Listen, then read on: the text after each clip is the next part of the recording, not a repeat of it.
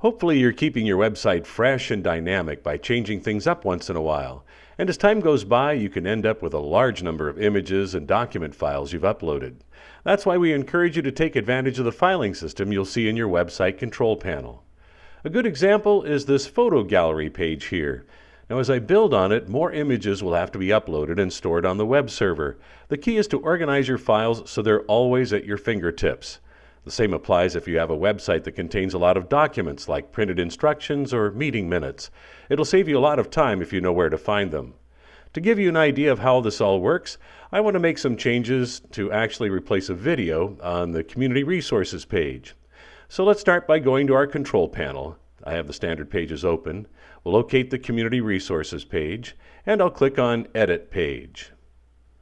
I want the image to replace this video here, and I already have the image in my graphics library, so I'll start by clicking on the video and deleting it. Once that's done, I'll put my cursor at the end of the sentence here after activity to place the image, and then we'll come up here and click on the Insert Edit Image icon. I've already uploaded the image I want to use for my computer to the web directory files, but we'll have to search for it, so we'll click here. Now obviously, I have quite a collection of photos already, and as time goes by and I add on to the site, this gallery will only grow. So to help keep things organized, you can take advantage of this filing system. You can see that we have our root folders over here, including the image folder which we're presently in. The Files directory here is a good place to upload and store text documents and PDFs like Adobe Reader documents.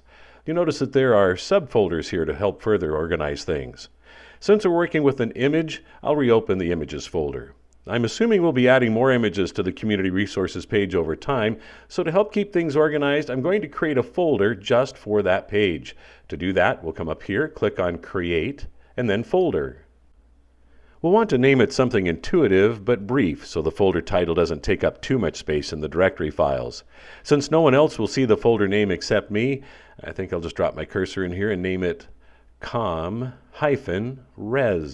You'll notice I put a hyphen in between the two words. Otherwise, the system will put the hyphen in for you as it doesn't like spaces. Now that I have my new folder, I can start putting it to use. In the future, whenever I upload new images for the Community Resources page, I can add the images to it for safekeeping. In this case, I already have a couple images I'm using on that page that I'd like to move from this folder to the new one.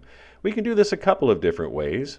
We'll start by locating it, and let's put a check mark on the image that I want to move. Now I'll go up here and click on Manage. You can see we have a number of options here. The quickest way to move this image from the image folder to the ComRes folder is to select Cut right here. This will copy the image and put it into your computer's clipboard and remove it from the Images folder. You can then switch to the ComRes folder and go up here and click on Paste. It's that easy. However, there's a big caveat here. It's critically important you don't get distracted and inadvertently copy something else before you've pasted the image, because most computer clipboards can only hold one item at a time, and you don't want to get your stored image overwritten and lose it. If you can adhere to this rule, you may find this is the way to go. However, there is a safer option, and one you may want to use until you've gotten comfortable with the process.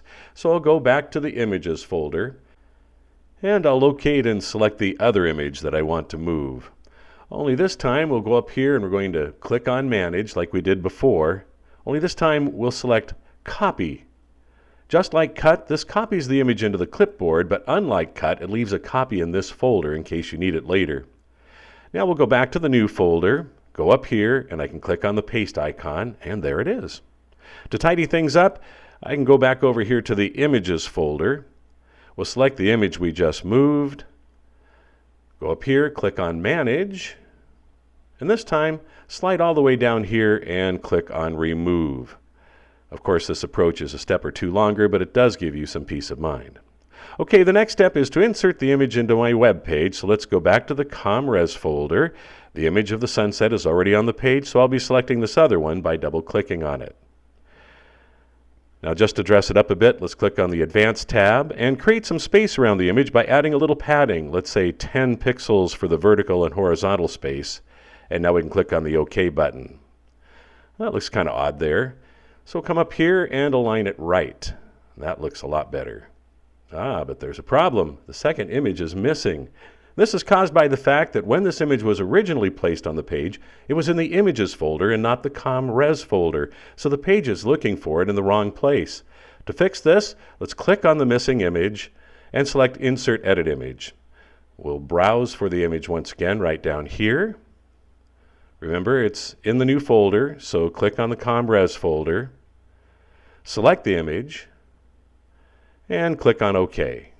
Now the nice thing is the advanced settings remain from before, so you don't have to mess with them. The lesson here is very important to keep the path to the image intact, or if you change it for some reason, replace the image afterwards so the website can find it in its latest location. Now all we have to do is scroll on down here and click on Update Page to complete the process. So let's take a look at our latest results by going back to our website. Of course, that's what it looked like before, and after we refresh the page, that's what it looks like now. The moral of the story is organizing your files as you upload them will help immensely as you continue to build your website over time. Take advantage of the filing system here, not just for images, but documents as well, and don't be afraid to customize it to suit your needs. Taking a little time and forethought will save you big time in the long run.